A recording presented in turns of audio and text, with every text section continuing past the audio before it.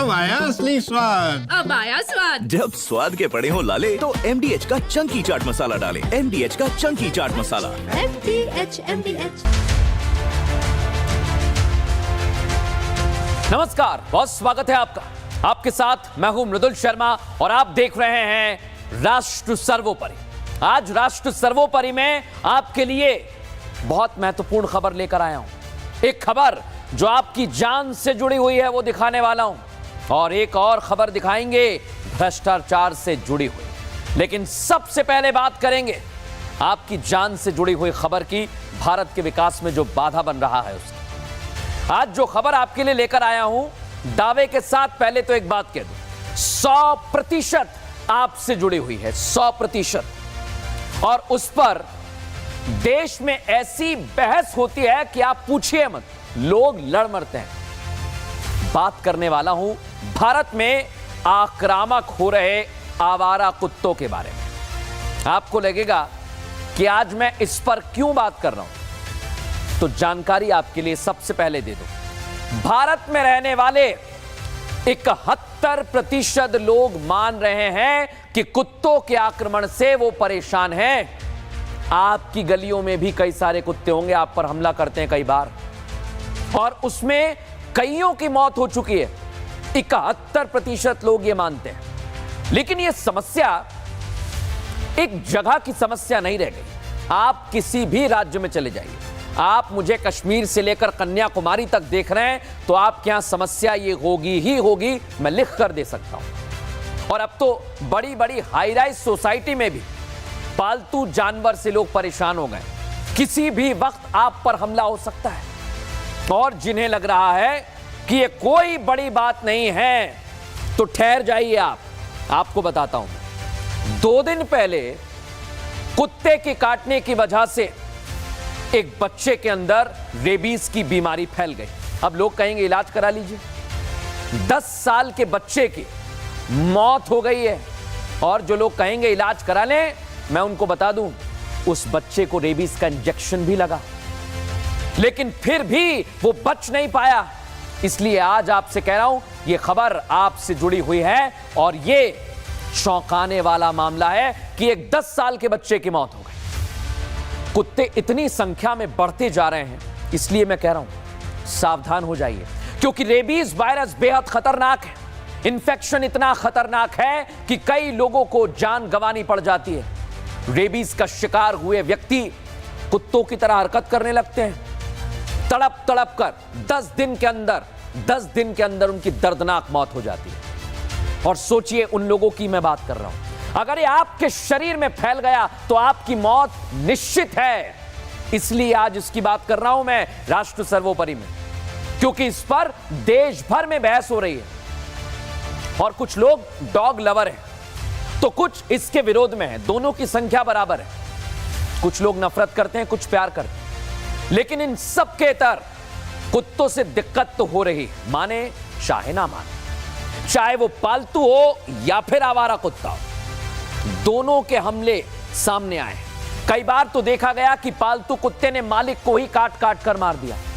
और एक तो आवारा कुत्तों की समस्या इतनी बढ़ गई है, इतनी बढ़ गई है, आप किसी भी कॉलोनी में चले जाइए, सोसाइटी में चले जाइए, आप अपनी मौत को दावत दे रहे हैं। ऐसा लगता है इधर से कुत्ते आ रहे हैं, उधर से आ रहे हैं। और आजकल तो लोग महंगे महंगे कुत्ते पाल रहे हैं, एसी में रख रहे हैं उन्हें, गाड़ियों में ले जा रहे हैं।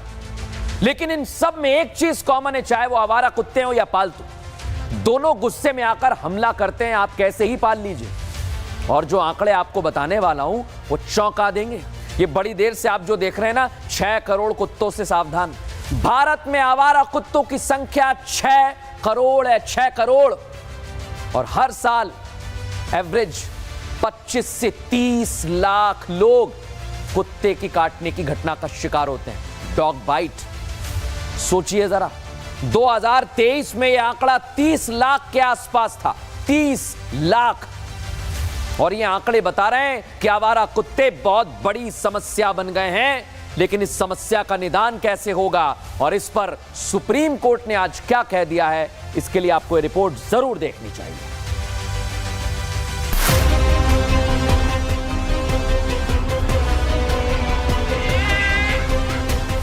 अलग अलग राज्य, 4 अलग अलग तस्वीरें, लेकिन समस्या एक, आवारा कुत्ते। इन चारों तस्वीरों में आवारा कुत्तों के हमले ने पूरे देश को हिलाकर रख दिया। ये तो महज 4 तस्वीरें हैं, लेकिन आए दिन आवारा कुत्तों के काटने के मामले इससे कई ज्यादा गुना हैं। हर रोज बड़ी संख्या में लोग आवारा कुत्तों का शिकार होते हैं। इसलिए आज राष्ट्र सर्वोपरि में आवारा कुत्तों पर बात जरूरी है, क्योंकि भारत का लक्ष्य 2030 तक रेबीज मुक्त होना है। अगर आवारा कुत्तों पर स्थानीय प्रशासन ने इसी तरह कोई ध्यान नहीं दिया, एक्शन नहीं लिया, तो क्या 2030 तक रेबीज मुक्त हो जाएगा भारत? भारत रेबीज से मुक्ति के अपने लक्ष्य को क्या 2030 तक पूरा कर पाएगा? आज ये सवाल इसलिए क्योंकि देश में आवारा कुत्तों के हमले के मामले आए दिन बढ़ते ही जा रहे हैं। आवारा कुत्ते अक्सर सड़क पर आते जाते लोगों पर अटैक कर रहे हैं। आपके घरों, दफ्तरों, सोसाइटी के बाहर रहने वाले आवारा कुत्ते आक्रामक होते जा रहे हैं और इनके सामने जो जाता है उसे काट लेते हैं। उस पर समूह में इकट्ठा होकर धावा बोल देते हैं। कुत्तों को देखकर इंसान को समझ नहीं आता वो करे तो करे क्या। WHO की एक रिपोर्ट के मुताबिक रेबीज से मौत के 36% मामले भारत में होते हैं। रेबीज वो बीमारी है जो दुनिया में कुत्ते के काटने से होती है। रेबीज से मरने वालों की संख्या करीब 18,000 से 20,000 तक है। चौंकाने वाली बात तो ये कि रेबीज से होने वाली मौत में 30 से 60% मामलों में पीड़ित की उम्र 15 साल से कम होती है। हाल ही में सामने आई तस्वीरें इसका सबूत हैं। कर्नाटक के हुबली से आई इस तस्वीर को देखिए। सड़क से गुजर रही छोटी बच्ची पर अचानक कैसे कुत्ते हमला कर देते हैं। बच्ची सड़क से जा रही होती है, तभी 2 कुत्ते आते हैं और उसके पैरों पर, शरीर के दूसरे हिस्सों पर काटते हैं। उसे सड़क पर घसीटते हैं। बच्ची चिल्लाती रहती है, लेकिन कुत्ते उसे काटते रहते हैं। इसी तरह की तस्वीरें कर्नाटक के चित्रदुर्ग से भी सामने आई, जहां सड़क पर खेल रही 9 साल की बच्ची को 2 आवारा कुत्ते सड़क पर गिराकर काट लेते हैं। वो डर के कारण भागती है, लेकिन वो उस पर भौंकते रहते हैं। सड़क से गुजर रहे लोग उसे बचाते हैं। इंदौर में देखिए किस तरह आवारा कुत्तों का एक समूह तेजी से लड़की की तरफ दौड़ता हुआ आता है और उसे गिरा देता है। कुत्ते लड़की को काटने लगते हैं। वो पैर पटक पटक कर उन्हें किसी तरह वहां से भगाती है। डॉग बाइट हुआ है। खून से लथपथ ये बच्चा जोर जोर से रोने की चीख कुत्ते के काटने के बाद की है। इस बच्चे पर सोसाइटी के अंदर कुत्ते ने हमला बोल दिया और कोई कुछ कर भी नहीं पाया।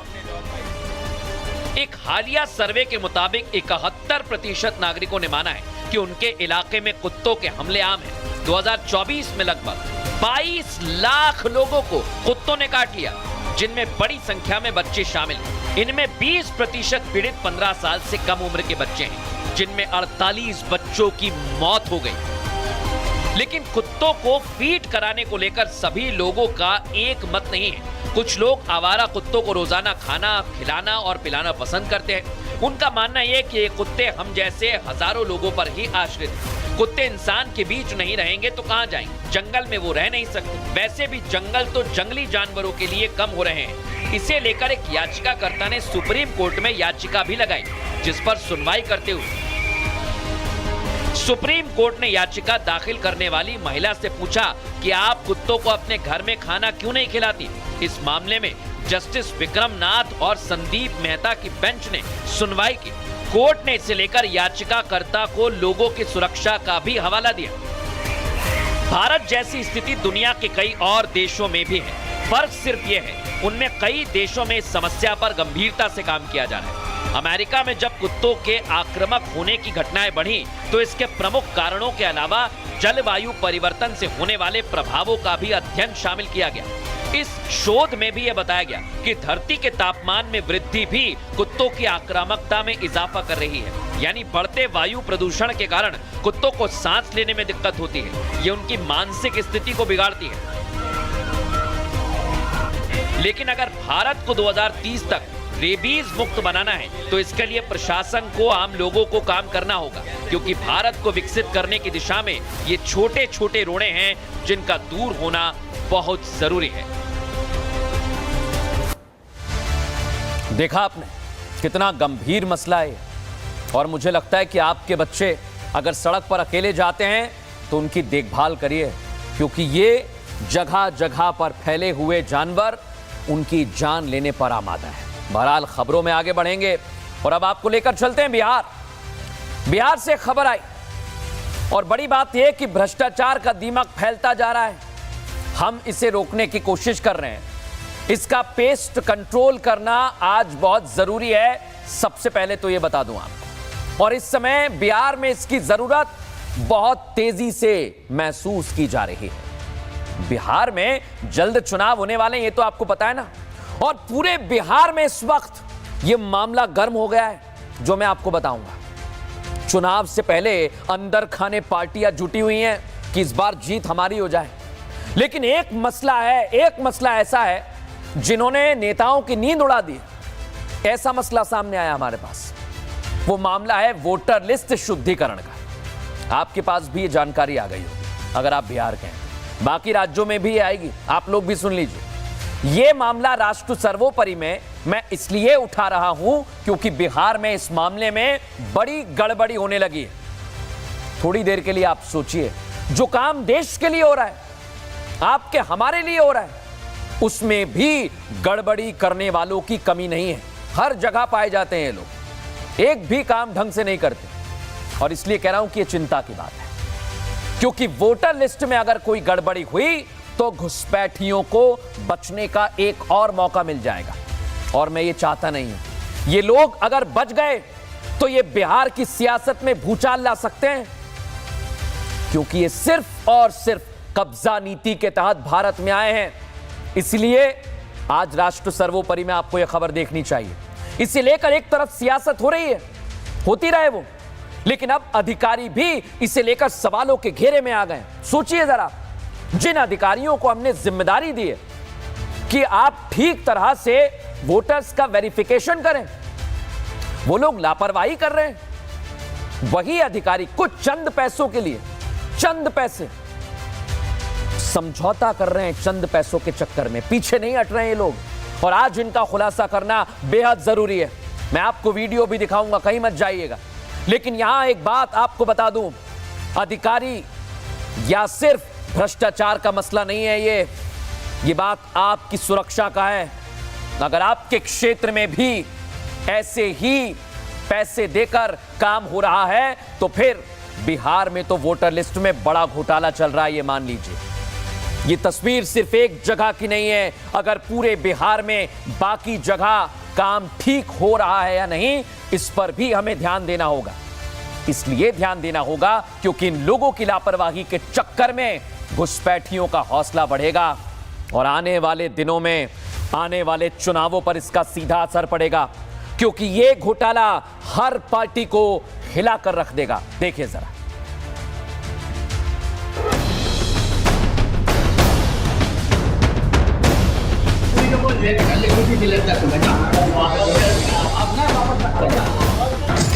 देश को रिश्वतखोरों, भ्रष्टाचारियों और घोटालेबाजों के जाल से बाहर निकालना होगा, क्योंकि ये वो दलदल है जिसमें देश के कर्मचारी से लेकर बड़े बड़े अधिकारी तक फंस चुके हैं।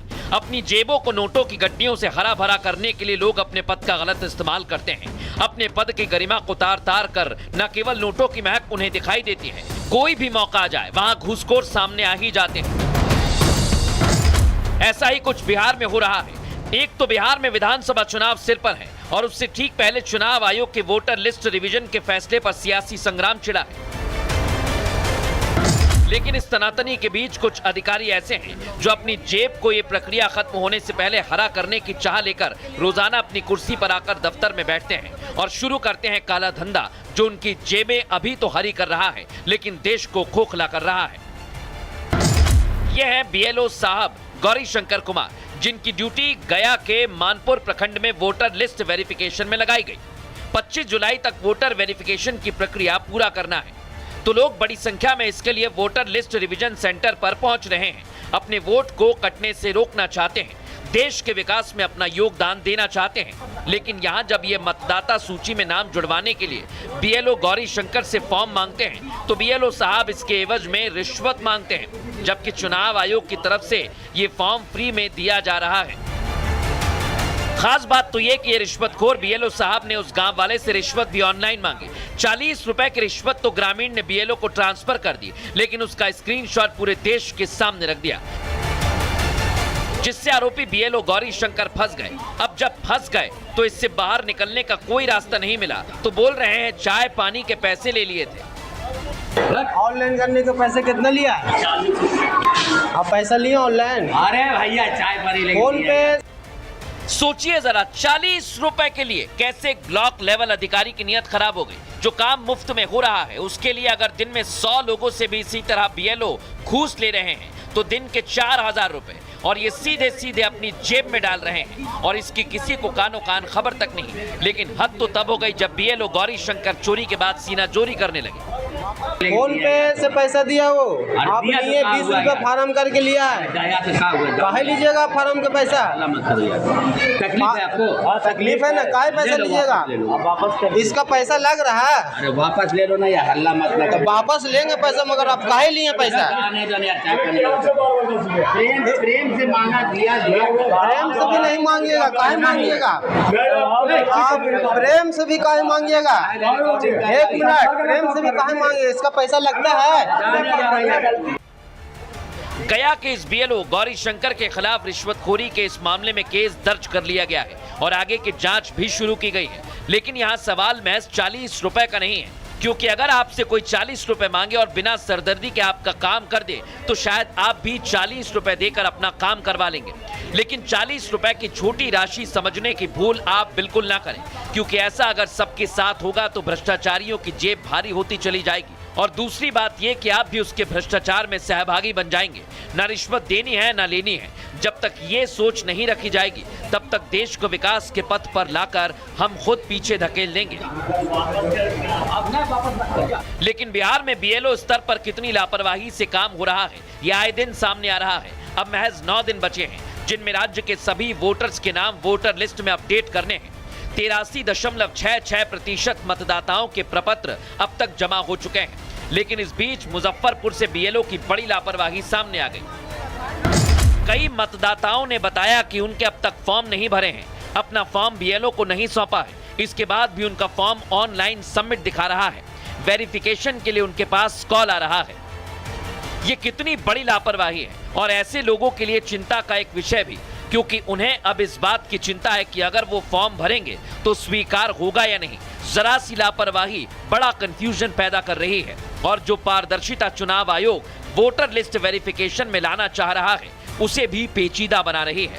अपने काम को ईमानदारी से करने की हर स्तर पर जरूरत है, क्योंकि ये सिर्फ 1-2 जिले का मामला नहीं, कई जगह पर ऐसा मामला हो सकता है। और अगर ऐसा है तो बड़ा सवाल है, क्योंकि देश के हर नागरिक के योगदान से ही देश का डंका दुनिया में बजेगा, हमारा राष्ट्र सर्वोपरि बनेगा। देखा आपने, ये बीएलओ सिर्फ एक जगह का नहीं है, कई जगह पर ऐसी स्थिति हो सकती है। इसलिए आपको और हमें सावधान रहना है और इन लोगों का सच बाहर लाना है। बहरहाल खबरों में आगे बढ़ेंगे, और आज मैंने आपसे शुरुआत में कहा था कि आपकी जान से जुड़ी हुई खबर मेरे पास है। एक और समस्या है और आजकल हर किसी के लिए परेशानी बन गई है, वो है सेहत। और सेहतमंद रहने के लिए हर व्यक्ति मेहनत करना चाहता है। वो चाहता है कि वो फिट रहे, अच्छा रहे, स्वस्थ रहे। अच्छी बात है, ऐसा होना भी चाहिए। लेकिन जो खबर मैं आपको दिखा रहा हूं, दिखाने वाला हूं, वो आपको चौंका देगी, हिलाकर रख देगी। एक महिला मोटापे से बड़ी परेशान थी, बड़ी परेशान। उसे लगा कि अगर वो पतली हो या फिट नहीं होगी तो दिक्कत बढ़ सकती है। बहुत सोचा उसने, बहुत सोचा कि करूं क्या करूं मैं? योग करूं, व्यायाम करूं, जिम चले जाऊं, साइकिलिंग करूं, क्या करूं? लेकिन जब इन सब में से उसे समझ नहीं आया या वो किसी कारणवश नहीं कर पाई, तो उसने एक शॉर्टकट को चुन लिया, और यही उसकी सबसे बड़ी गलती हो गई। यही गलती आपको नहीं करनी है। ये गलती क्या है मैं आपको आगे बताऊंगा, लेकिन उससे पहले आपसे कुछ पूछना चाहता हूं। क्या आप भी फिट रहना चाहते हैं, स्वस्थ रहना चाहते हैं? जाहिर सी बात है आप हां बोलेंगे। अगर हां तो आप उसके लिए क्या करते हैं, सोचिए जरा। कुछ लोग रनिंग करते होंगे, कुछ जॉगिंग करते होंगे, कुछ जिम जाते होंगे, कुछ लोग योग भी करते होंगे, और अलग अलग तरह के फिजिकल एक्टिविटी के साथ संतुलित आहार, बैलेंस डाइट लेते हो, ये जरूरी भी है। लेकिन अगर आप इन सब के अलावा कोई दूसरा उपाय करते हैं या फिर कोई शॉर्टकट अपनाते हैं तो जरा रुक जाइए और कहीं मत जाइए। बहुत बड़ी बात कह रहा हूं, क्योंकि जो शॉर्टकट अपनाने से महिला के साथ हुआ वो आपके साथ भी हो सकता है। उस महिला की जान चली गई। सोचिए, आप मोटापे से परेशान थी, पतला होना चाहती थी, लेकिन जान चली गई। और ये शॉर्टकट सिर्फ और सिर्फ वजन कम करने तक सीमित नहीं रहे। कोई बाल उगा रहा है, कोई आपकी उम्र कम करने के लिए मोटा पैसा वसूल रहा है और आपसे कह रहा है आपकी उम्र कम कर देंगे। पिछले दिनों आपने देखा था ना, जवान होने के लिए लोग दवाई खा रहे हैं। बताइए जरा, ये लोग आपको झांसा दे रहे हैं, आपसे पैसा वसूल रहे हैं, जैसा इस महिला के साथ किया गया है। पतला होने की चाह में इसकी जान चली गई है। तरह तरह की दवाई आपको पकड़ा दे रहे हैं, आप ले भी रहे हैं, ऑपरेशन का लालच दे रहे हैं। इससे आपको सावधान रहना है। अपने घर के लोगों को बुलाइए, ये रिपोर्ट जरूर दिखाइए, क्योंकि अगर आप इनके जाल में फंसे तो ये लोग आपसे पैसा तो लेंगे ही और आपकी जान ले लेंगे और आप सिर्फ पतला होने का ख्वाब देखते रह जाएंगे। देखिए जरा,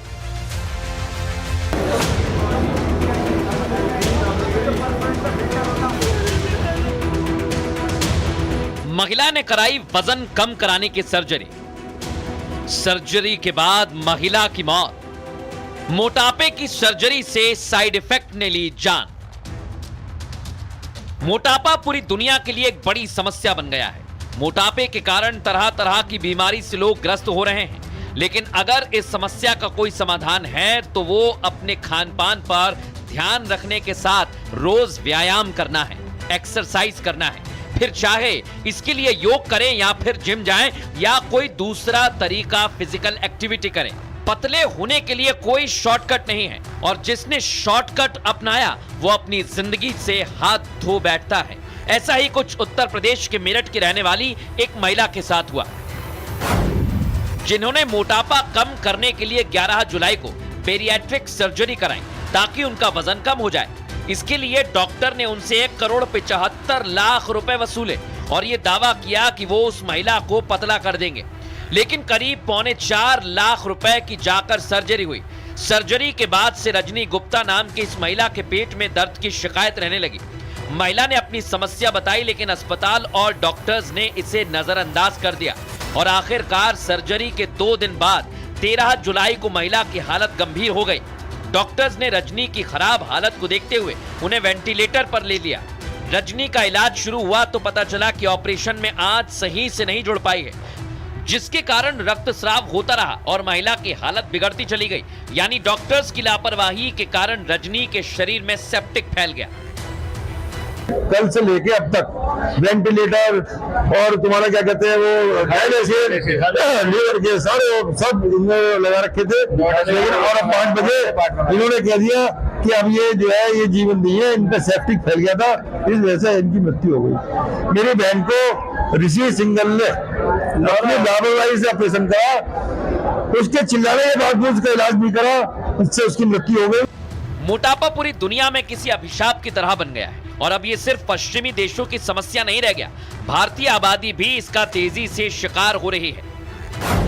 साल 2022 के लेटेस्ट स्टडी के मुताबिक भारत में 44 करोड़ महिलाएं और 2.6 करोड़ पुरुष मोटापे से ग्रस्त हैं और हाल के अध्ययन से पता चला है कि मोटापा बढ़ने की जो गति फिलहाल देखी जा रही है, अगर वही रही तो 2050 तक भारत की लगभग 1/3 आबादी मोटापे का शिकार हो सकती है। यानी अगले 2 दशक में 44.9 करोड़ लोग मोटापे से ग्रस्त हो सकते हैं।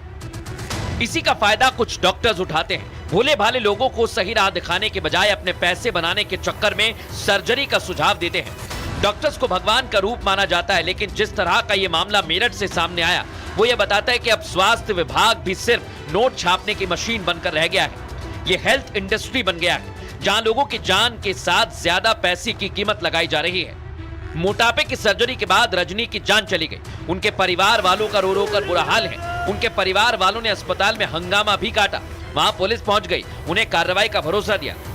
थाना मेडिकल क्षेत्र में नीटिमा हॉस्पिटल में एक ऑपरेशन के दौरान डेथ हुई है। इसमें परिजनों का ऑपरेशन में लापरवाही का आरोप है। इस संबंध में उनके द्वारा तहरीर दी गई है। इसमें पोस्टमार्टम कराते हुए अग्रिम विधिक कार्रवाई की। लेकिन अब हंगामे से क्या होगा? रजनी तो पतला होने के चक्कर में दुनिया छोड़कर चली गई। रजनी को सर्जरी से पहले ही अगर उनके परिवार वाले रोकते तो शायद ये दिन आज नहीं देखना पड़ता। पतला होने के लिए व्यायाम और योग से बेहतर कोई इलाज नहीं है। अभी हाल ही में आयुष मंत्रालय की एक रिपोर्ट सामने आई थी जिसमें बताया गया कि देश की 75% आबादी योग नहीं कर रही है। लेकिन पतला सबको होना है, अच्छा सबको दिखना है, फिट सबको रहना है, लेकिन अपनी डेली रूटीन में खुद को स्वस्थ रखने के लिए 1 घंटा रोजाना किसी को नहीं निकालना है। शॉर्टकट से काम नहीं चलता। 24 घंटे में 1 घंटा खुद के लिए देना ही होगा, क्योंकि फिट होगा इंडिया तभी बढ़ेगा इंडिया।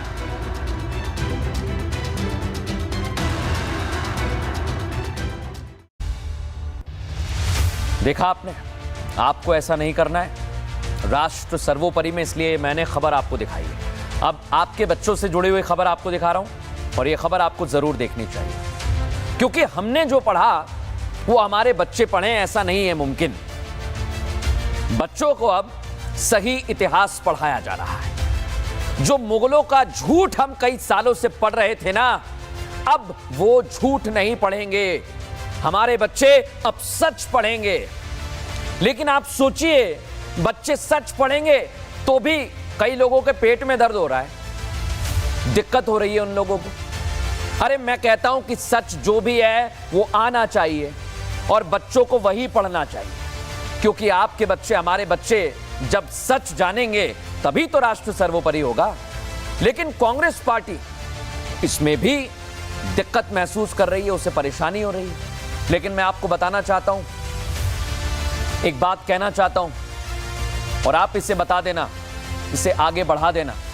इतिहास को तोड़ा मरोड़ा गया है।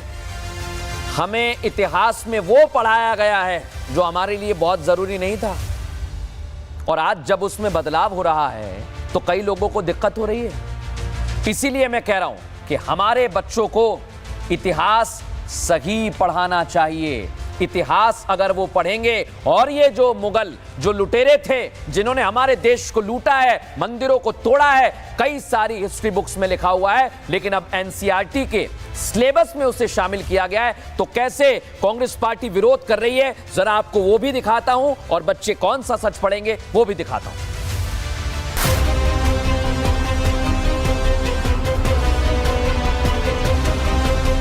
एनसीईआरटी की कक्षा 8 की किताबों पर सियासी संग्राम। सामाजिक विज्ञान की किताब में बदलाव।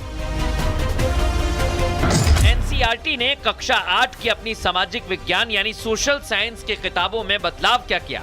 विपक्ष को मिर्ची लग गई। विपक्ष सिलेबस में किए बदलाव को लेकर सत्ता पक्ष पर हमलावर हो गया। इस बदलाव के लिए सरकार पर ठीकरा फोड़ दिया। इस मिर्ची के पीछे की वजह है सोशल साइंस की बुक में मुगलों को लेकर किए गए बदलाव। एनसीईआरटी की क्लास 8 की इस बुक में मुगल शासक बाबर को क्रूर और निर्दयी शासक बताया गया है। बाबर के बारे में कहा गया है कि उसने कई शहरों में सभी लोगों की हत्या कर दी थी, जबकि अकबर के शासन में क्रूरता और सहिष्णुता के मेल जोल वाला बताया गया है। क्लास 8 की सोशल साइंस की बुक में यह भी लिखा गया है कि मुगल शासक औरंगजेब ने मंदिर और गुरुद्वारों को तोड़ा था। कुल मिलाकर बुक में मुगल सल्तनत के बारे में जो बताया गया है, उस दौरान धार्मिक माहौल कैसा था, इसे लेकर कई और बातें भी बताई गई हैं, जिसे लेकर देश में विपक्ष की तरफ से हंगामा होने लगा।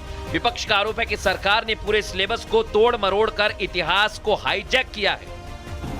ये सिलेबस की पूरे तोड़ मरोड़ करके जिस तरह हमारे इतिहास को हाईजैक करने की प्रयास कर रहे हैं, एक संकीर्ण पॉलिटिकल एजेंडा को लेकर, ये हमारे बच्चों की, हमारी जनरेशन की पढ़ाई में जो सांप्रदायिकता की बीज डालने का प्रयास कर रहे हैं, ये बेहद गलत है। किताबों में रिवीजन होना एक आम प्रक्रिया है। नए एकेडमिक सेशन के लिए किताबों को बदला जाता है, लेकिन मुगल सल्तनत को लेकर बदलाव हुए तो विपक्ष ने सरकार को घेरना शुरू कर दिया। इस पर सत्ता पक्ष ने जवाब भी दिया है। जिनका आजादी के बाद का इस भारत के लिए जिसका योगदान रहा है, सबके बारे में उसमें उल्लेख होना चाहिए था, जो नहीं था। इसलिए एक परिवार को महिमा मंडित करना बिल्कुल गलत बात है। एनसीईआरटी के सोशल साइंस के सिलेबस में बदलाव को हिस्ट्री टीचर भी सही बता रहे हैं। हिस्ट्री टीचर्स का कहना है कि पहले जो बच्चों को बताया गया था वो अधूरा ज्ञान था, जानकारी सही और स्पष्ट होनी चाहिए, ये अब किया गया है। जितनी भी हिस्ट्री है फैक्चुअली वो सब बतानी चाहिए। क्यों ना हमारे बच्चों को मराठास के बारे में पता चले, क्यों ना जो हीरोज़ उस वक्त में हुए, उस क्लैन में हुए, उसके बारे में पता चले। क्यों सिर्फ मुगल्स के बारे में ही पता चले, या क्यों सिर्फ ब्रिटिशर्स के बारे में ही पता चले, क्यों सिर्फ मॉडर्न हिस्ट्री के बारे में पता चले। तो बच्चों को सब चीज़ों का ज्ञान होना चाहिए, सब चीज़ों की इन्फॉर्मेशन होनी चाहिए। बच्चों का बहाना लेकर विपक्ष चाहे सरकार को कितना ही टारगेट क्यों ना कर ले, लेकिन मुगलों ने जिस तरह से देश को खोखला किया, इस इतिहास को बदला नहीं जा सकता। इस इतिहास को अपनी अगली पीढ़ी से छिपाना भी क्यों है? जो सदियों पहले हुआ वो आज बच्चों को पता होना चाहिए, तभी तो देश के विकास को सही पथ पर, सही दिशा और सही राह के साथ सही धार मिलेगी। लेकिन विपक्ष का काम केवल हल्ला करना है, चाहे फिर बात एनसीईआरटी किताबों में हो रही बदलाव की हो या फिर उत्तराखंड के स्कूलों में गीता पढ़ाई जाने वाली शिक्षा की। विपक्ष हर जगह केवल हल्ला कर रहा है।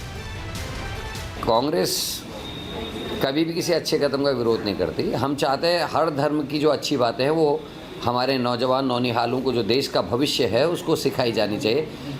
जिस धर्म में जो अच्छी बात है उन बातों को पाठ्यक्रम में शामिल किया जाना चाहिए, और ये अच्छा है, अच्छा कदम है। शिक्षा विभाग उत्तराखंड के 17,000 सरकारी स्कूलों में पढ़ाए जाने वाले पाठ्यक्रम में भगवत गीता और रामायण को शामिल किया गया है। इसके पीछे का मकसद बच्चों को परंपरागत भारतीय ज्ञान देना है। वैज्ञानिक संदर्भ में बच्चों को बताया जाएगा श्लोक का अर्थ। इससे बच्चों को मानवीय मूल्य और नैतिक शिक्षा का ज्ञान भी आएगा।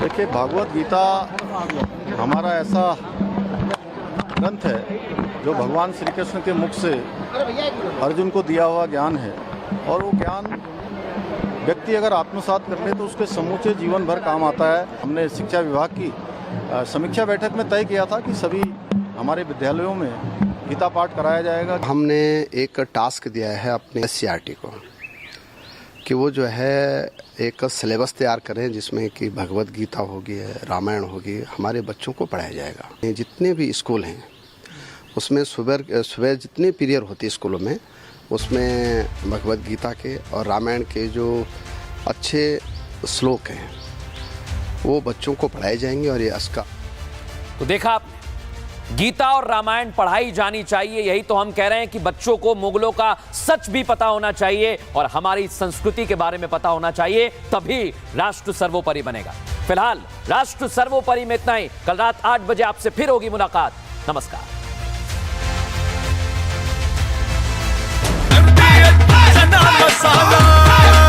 अब छोलिया हो या लोबिया, सफेद चने या काले चने, सबको मजेदार बने।